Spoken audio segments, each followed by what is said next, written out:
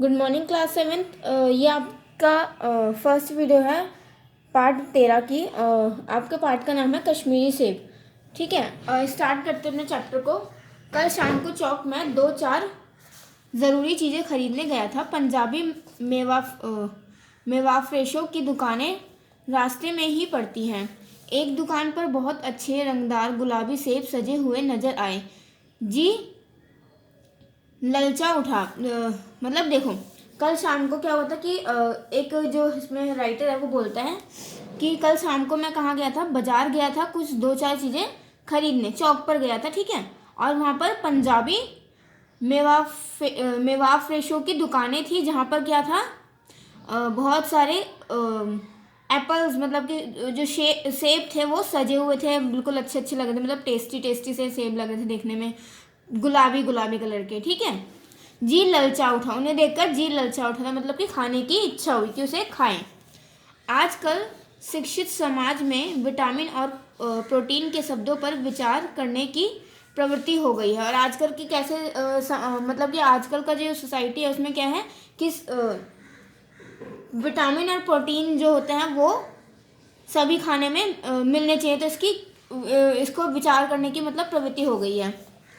टमाटर को पहले कोई मुफ्त में भी नहीं पूछता था। और टमाटर को पहले क्या होता था कि मतलब कोई फ्री में भी नहीं पूछता था। अब टमाटर भोजन का आवश्यक अंग बन गया है। और अब क्या है वो भोजन, मतलब कि जब तक सब्जी में टमाटर ना पड़े तो कोई टेस्ट नहीं आता है ना। मतलब अगर सैलेड भी चाहिए तो टमाटर होना चाहिए उसमें। ठीक है, जिससे हमें क्या मतलब बहुत प्रोटीन और विटामिन मिलते हैं। गाजर भी पहले गरीबों के पेट भरने की चीज़ थी।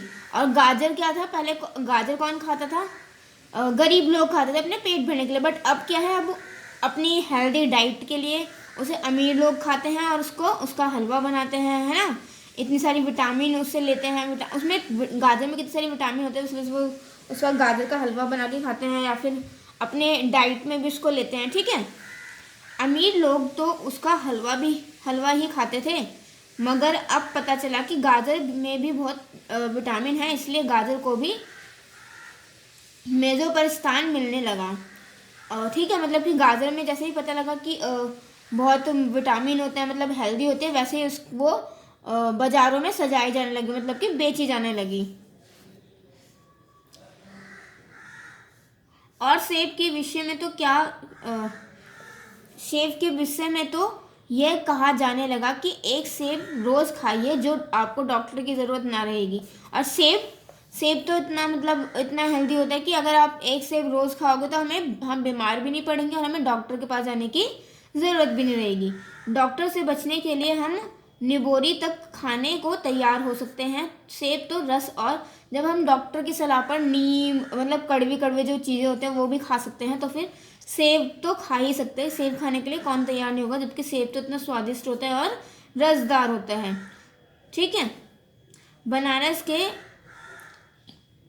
लंगड़े और लखनऊ के दशहरी और बम्बई के अल्फोंसो की बात दूसरी है।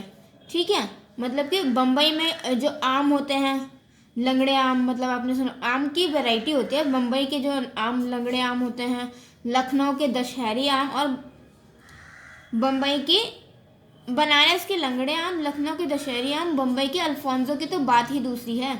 उसकी टक्कर का फल तो संसार में दूसरा है ही नहीं। उनके मतलब कि उनके कंपटीशन का कोई दूसरा टेस्टी फल है ही नहीं। मगर उनमें विटामिन और प्रोटीन है या नहीं है, तो काफ़ी है या नहीं है, मतलब उनमें विटामिन है कि नहीं है कुछ पता नहीं। ठीक है, मतलब ऐसा ये बोल रहे हैं। पश्चिमी डॉक्टर की रिसर्च देखने में नहीं आई।